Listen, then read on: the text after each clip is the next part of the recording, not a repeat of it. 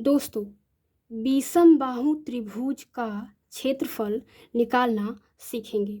तो एक सवाल लेते हैं।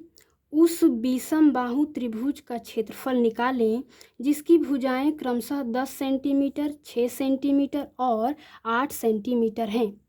दोस्तों, आप लोग यहाँ पर एक विषमबाहु त्रिभुज ABC को देख सकते हैं और इस त्रिभुज की तीनों भुजाओं का माप यहाँ पर दिया हुआ है और इस त्रिभुज का क्षेत्रफल निकालना है। तो मान लीजिए कि भुजा AB की लंबाई 10 सेंटीमीटर है, तो 10 सेंटीमीटर लिख लीजिए। अब भुजा AC की लंबाई 6 सेंटीमीटर है, तो 6 सेंटीमीटर लिख लेते हैं। अब भुजा CB की लंबाई 8 सेंटीमीटर है, तो 8 सेंटीमीटर लिख लेते हैं। अब इसका क्षेत्रफल निकालने के लिए एक सूत्र होता है।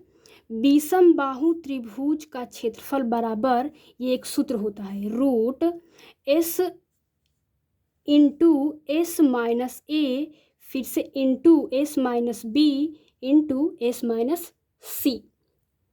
तो हल करने से पहले थोड़ा सा इस सूत्र के बारे में जान लेते हैं। दोस्तों, इसमें जो ये S है वो इस विषमबाहु त्रिभुज का अर्ध परिमाप है और ये जो A और B और C जो आप लोग देख रहे हैं, ये ABC इस विषमबाहु त्रिभुज के तीनों भुजाएं हैं। तो हम लोग को S चाहिए, ABC चाहिए।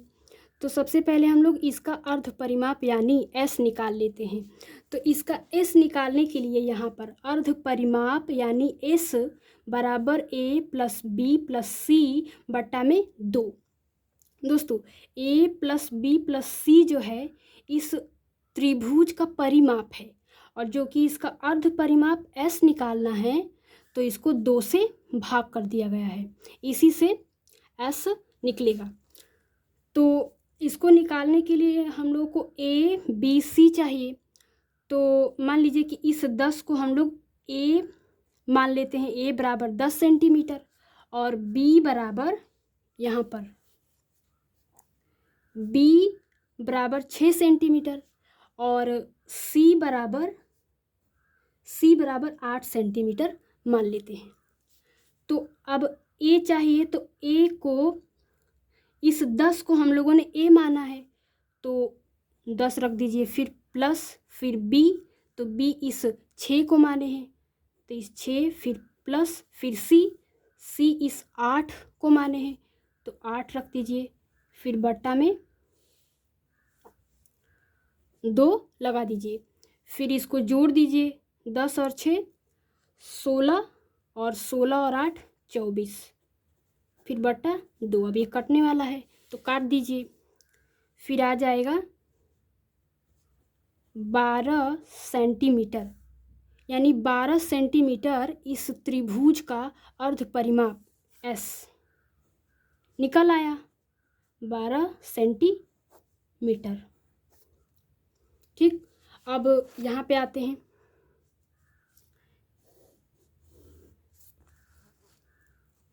तो S तो हम लोग निकाल चुके हैं, A भी पता है, B भी पता है और C भी पता है। अब आराम से हल कर देते हैं। तो पहले रूट लगा लेते हैं।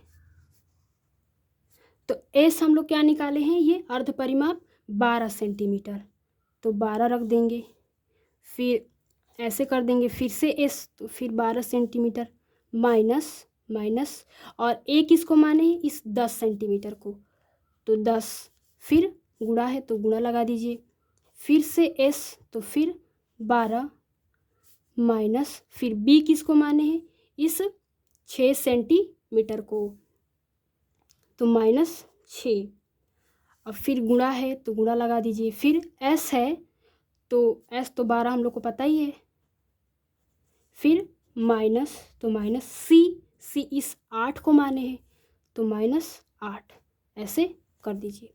अब इसको हल करना है तो फिर से ऐसे कर दीजिए, फिर 12 है तो 12 को लिख लीजिए, फिर बीच में गुणा है तो गुणा लगा दीजिए, फिर इसको हल करना है तो 12 में से 10 जाएगा तो 2, फिर गुणा है तो गुणा लगा दीजिए। फिर 12 में से 6 जाएगा तो 6, फिर गुणा है तो गुणा, फिर 12 में से 8 जाएगा तो 4। अब हम लोग को मिल गया रूट 12 गुणे 2 गुणे 6 गुणे 4। अब इन सब को गुणा करना है, तो जब इन सबको आप लोग गुणा करेंगे तो आप लोग को मिलेगा 576। अब रूट 576 का वर्गमूल निकालना है, तो वर्गमूल हम लोग 2 तरीके से निकाल सकते हैं, या तो एक भाग विधि से और दूसरा अभाज्य गुणनखंड विधि से। तो चलिए हम लोग अभाज्य गुणनखंड विधि से इसका वर्गमूल निकालते हैं। तो यहाँ पर इधर ऐसे कर लेते हैं, फिर ऐसे, फिर ऐसे। अब इसको काटना शुरू करते हैं। 2 से काटेंगे तो 288 आएगा, फिर से 2 से काटेंगे तो 144 आएगा, फिर से 2 से काटेंगे तो 72 आएगा, फिर से 2 से तो 36 आएगा, फिर 2 से काटेंगे तो 18 आएगा, फिर 2 से काटेंगे फिर 9 आएगा। अब 2 से नहीं कटेगा, अब 3 से कटेगा, तो 3 से काटेंगे तो 3 त्रिके 9, फिर 3 एकम 3। अब लास्ट में 1 आ गया। अब जितना कटना था उतना कट गया है। तो अब क्या करेंगे, अब जो ये सब आप लोग जो देख रहे हैं ये संख्याओं को, इसमें 2 समान संख्याओं का समूह बनाना शुरू करेंगे। तो ये देखिए 2 है तो समान भी है, तो इसका समूह बना लीजिए। फिर से 2 है, समान है तो इसका समूह बना लीजिए।